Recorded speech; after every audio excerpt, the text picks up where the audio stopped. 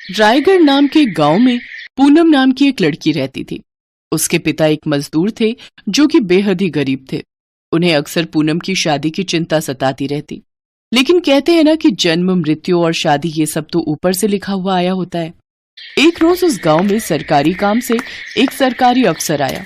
उसने जब खूबसूरत पूनम को देखा तो उस पर मोहित हो बैठा और अपने मन में सोचने लगा। लोग सच ही कहते हैं, असली खूबसूरती तो गांव में ही होती है। अनुभव ने उसके मजदूर पिता से उसका हाथ मांगा और पूनम के पिता ने शादी के लिए झट से हाँ कर दी। आखिर वो कौन सा पिता है जो अपनी बेटी की सरकारी अफसर से शादी नहीं करना चाहेगा। फिर दोनों की शादी हो गई और अनुभव उसे लेकर शहर अपने घर आ गया। पहले तो उसके घर वालों ने उनका विरोध किया, लेकिन फिर बेटे की मर्जी के आगे उन्हें झुकना पड़ा। सही है, गरीब देवरानी आई है, अब इससे घर का सारा काम करवाया जा सकता है। गरीब घर की लड़की पूनम शादी कर अमीर ससुराल आ तो गई, लेकिन उसमें और उसकी अमीर जेठानी में काफी अंतर किया जाता था।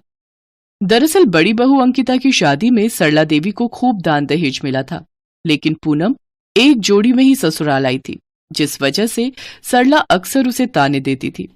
ऐसे ही एक रोज त्योहार के वक्त अंकिता के घर से खूब सामान आया, जबकि पूनम के घर से कुछ नहीं आया। न जाने किन कंगलों के घर ब्याह कराया मेरा बेटा, तीज त्योहार पर भी कुछ नहीं भेजता इसका बाप।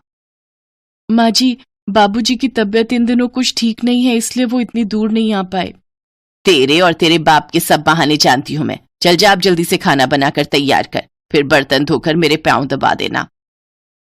जी माँ जी। काम चाहे छोटा हो या बड़ा, हर काम बेचारी पूनम को ही करना पड़ता था, जबकि अंकिता किसी काम को हाथ नहीं लगाती। फिर एक रोज पूनम अपनी जेठानी से, दीदी मुझे अपने पिताजी को एक फोन करना है, क्या मैं आपके फोन का इस्तेमाल कर सकती हूँ? दरअसल मेरे फोन में कुछ प्रॉब्लम आ रही है, वो आजकल उनकी तबीयत कुछ ठीक नहीं है। बस इसीलिए तो मुझे इन गरीबों से नफरत है। यहाँ आई नहीं कि आते ही मांगना शुरू कर दिया। कोई जरूरत नहीं है उस भिखारी से बात करने की, जा अब काम कर। बेचारी पूनम रोते हुए काम पर लग जाती है, लेकिन उसका ध्यान अपने पिता की ओर ही था। फिर एक रोज उसके गांव से फोन आता है कि उसके पिता की मौत हो गई। बेचारी पूनम बचपन से माँ के बिना रही, तब से उसके पिता ने ही उसका पालन पोषण किया। दरअसल पूनम की माँ का देहांत जल्द ही हो गया था, जिस कारण पूनम अक्सर माँ के प्यार के लिए तरसती रही। वो सोचती थी कि ससुराल जाकर अपनी सास से वो प्यार पाएगी, लेकिन ऐसा हुआ नहीं। सरला देवी अक्सर उसे खरी खोटी सुनाती रहती।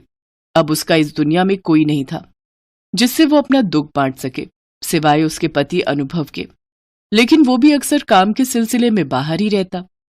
एक दिन अंकिता चिल्लाते हुए, अरे मेरे रूम में अभी तक कॉफी क्यों नहीं आई? ये पूनम कहाँ मर गई? माँ जी देखिए ना, अब क्या सुबह की कॉफी के लिए भी दिन तक का इंतजार करना पड़ेगा? रुक, अभी बताती हूँ उस गरीब को। सरला फ्रिज से ठंडा पानी निकालकर एक बाल्टी में भरती है और बेचारी पूनम के ऊपर गिरा देती है।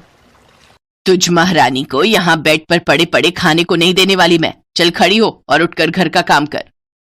वो माँ जी, मेरी तबीयत ठीक नहीं है, मुझे बुखार है। ये सब ड्रामे ना कहीं और जाकर करना। चल उठ और काम पर लग जा। तुझ गरीब को मैं यहाँ मुफ्त की रोटियां नहीं तोड़ने दूंगी। लेकिन तभी वहां अनुभव आ जाता है और वो अपनी पत्नी के प्रति अपनी माँ और भाभी का ऐसा बर्ताव देख गुस्से में आ जाता है। माँ, उस बेचारे की तबीयत कितनी खराब है, देखो तो वो कैसे कांप रही है, और तुम उसके साथ ऐसे बर्ताव कर रही हो। वो तो अच्छा हुआ मैं अपना फोन घर पर भूल गया और मुझे सारी सच्चाई पता चल गई, नहीं तो मैं कभी जान ही नहीं पाता कि तुम इसके साथ कैसा बर्ताव करती हो। अब मैं अपनी पत्नी के साथ इस घर में नहीं रहूंगा। अनुभव डॉक्टर को फोन करके बुलाता है। वो पूनम को इंजेक्शन और कुछ दवाइयां देता है। 2 दिन बाद अनुभव पूनम को लेकर सरकारी क्वार्टर में रहने चला जाता है। अंकिता बहू तो बड़े घर की लड़की थी, इसलिए वो तो कोई काम करती नहीं, जिसकी वजह से अब सरला को ही सारा काम करना पड़ता। अब उसे अपनी गरीब बहू की अहमियत समझ आने लगी।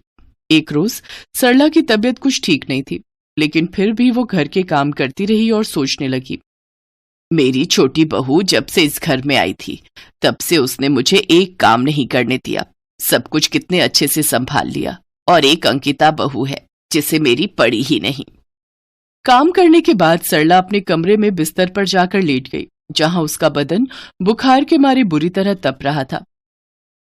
ओफो, पहले एक काम वाली घर से चली गई, तो अब ये दूसरी काम वाली यहाँ बिस्तर पर बीमार पड़ गई। बहुत जोरों की भूख लगी है, एक काम करती हूँ, आज बाहर से ही अपने लिए पिज्जा ऑर्डर कर लेती हूँ। अंकिता अपने कमरे में बैठकर आराम से टीवी देखते हुए पिज्जा खा रही होती है, जबकि सरला अपने कमरे में बिस्तर पर पड़ी हुई होती है। तभी पूनम और अनुभव वहां आ जाते हैं। माँ जी, आपको तो कितनी तेज बुखार है, सुनिए जी, जल्दी से डॉक्टर को बुलाइए। हाँ, मैं अभी फोन करता हूँ। पूनम तब तक सरला के सर पर पानी की पट्टियां रखती है। कुछ देर बाद डॉक्टर आकर उसे दवाई देता है। फिर पूनम उस दिन वहीं रुककर अपनी सास के लिए खाने में खिचड़ी बनाती है और साथ ही उसके हाथ पांव दबाती और समय समय पर दवाई देती, जबकि बड़ी बहू अंकिता अपने लिए बाहर से खाना ऑर्डर करती और अपने कमरे में आराम करती। सरला को अब अपनी गलती का एहसास हो गया।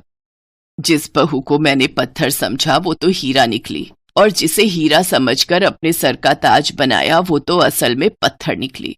पूनम बहू, मुझे माफ कर दे, मैंने तेरे साथ बहुत बुरा किया। नहीं नहीं माँ जी, आप माफी मत मांगिए, अब आप यहाँ नहीं रहेंगी, आप हमारे साथ चलिए। पूनम और अनुभव सरला को अपने साथ अपने घर ले जाते हैं, जहाँ पूनम उसकी खूब सेवा करती है। कुछ दिनों में अनुभव का प्रमोशन हो जाता है और उसे रहने के लिए एक बहुत बड़ा सरकारी बंगला मिलता है, जिसमें खूब नौकर चाकर होते हैं। अब गरीब बहू पूनम आराम से अपने पति के और सास के साथ खुशी खुशी रहने लगी, जबकि बड़ी बहू अंकिता के पति की नौकरी चली गई और उसके पिता का बिजनेस भी डूब गया, जिसके चलते अब उसे गरीबी में रहकर गुजारा करना पड़ा। साथ ही अब घर के सारे कामकाज उसी को करने पड़ रहे थे। शायद इसीलिए कहा जाता है कि कब वक्त का पहिया घूम जाए किसी को नहीं पता।